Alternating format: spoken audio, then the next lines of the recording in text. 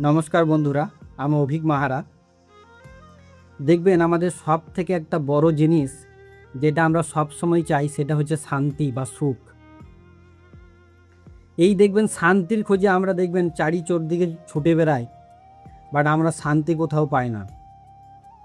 আমাদের কি মনে হয় জানেন, যে আমার পাশের বাড়ির লোকটা মনে হয় বিশাল সুখে আছে, ওর মনে হয় জীবনে অনেক শান্তিতে আছে। বাদ দিন, আমাদের বলিউড ইন্ডাস্ট্রি কিং বলা হয় শাহরুখ খান, তিনি ওয়ার্ল্ডের কাছে সাকসেসফুল, বা তার বাবা মা নেই, মারা গেছেন। অক্ষয় কুমার, যিনি বলিউডে সিনেমা করেন, তারও বাবা মা মারা গেছেন। রবীন্দ্র জাদেজা, ওনার মায়ের ইচ্ছা ছিল যে আমার ছেলে যাতে ক্রিকেট টিমে চান্স পাক, সে ক্রিকেটার হোক, বাট দুর্ভাগ্যবশত তিনি ইন্ডিয়া টিমে চান্স পাওয়ার আগেই তার মা মারা যান।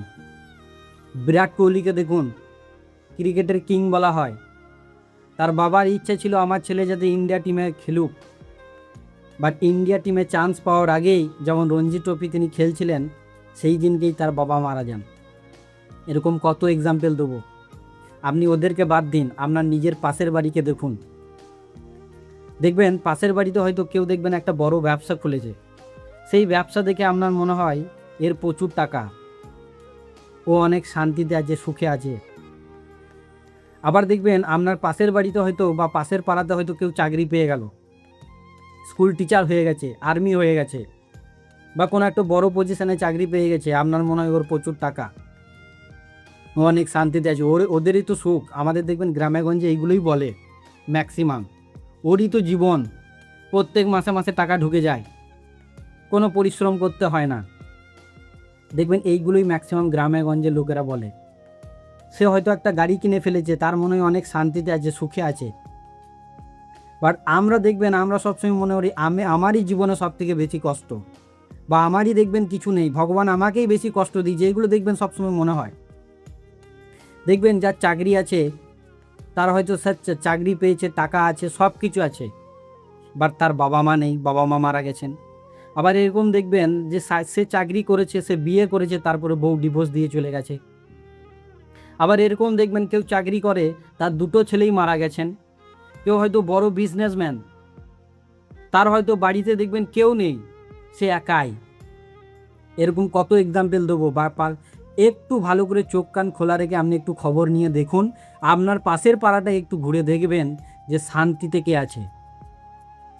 এই পৃথিবীতে শান্তি একমাত্র সেই জায়গাতেই আছে। একবার শ্রীকৃষ্ণ যখন মানুষ তৈরি করছিলেন, তখন মানুষকে যখন পৃথিবীতে পাঠান, তখন শ্রীকৃষ্ণ মানুষকে সব দিয়েছেন। বলেছেন মানুষ ধন কামাতে পারবে, টাকা কামাতে পারবে, বাড়ি করতে পারবে, গাড়ি কিনতে পারবে, মজ করতে পারবে, মস্তি করতে পারবে, প্রেম করতে পারবে, সব কিছু পারবে। বাট তারপরে সব কিছু দেওয়ার পরে শ্রীকৃষ্ণ ভুল করে একটা মানুষকে একটা জিনিস দিয়ে দিয়েছিল, তারপর আবার নিয়ে নেয়। তো তখন রাধা ভগবান শ্রীকৃষ্ণকে জিজ্ঞাসা করেন, আচ্ছা প্রভু, আপনি কি এমন জিনিস যেটা দেওয়ার পরেও আপনি দিলেন না, যেটা আপনার পায়ের নিচে রেখে দিলেন? তো তখন শ্রীকৃষ্ণ বলেন যে সেইটা হচ্ছে শান্তি।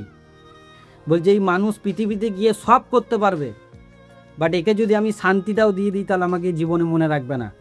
এই জীবনে যখন প্রচুর দুঃখ পাবে, কষ্ট পাবে, যন্ত্রণা পাবে, তখন আমার চরণে এসে কান্না করবে এবং চোখের জল ফেলবে, আর তখনই সে আসল শান্তি পাবে। তাহলে এই পৃথিবীতে দেখো, আমি কেন বলতে চাইছি, শান্তি একমাত্র সেই ভগবানের চরণেই আছে। তো শান্তি কোথাও খুঁজতে যেও না, এই পৃথিবীতে শান্তি কোথাও নেই, একমাত্র ভগবানের চরণেই পাবে। তো ভিডিওটা কেমন লাগলো অবশ্যই জানাবেন। ভিডিওটা ভালো লাগলে লাইক এবং শেয়ার করে দিন। ততক্ষণ ভালো থাকবেন, সুস্থ থাকবেন, দেখা হচ্ছে পরবর্তী ভিডিওতে। জয় হিন্দ।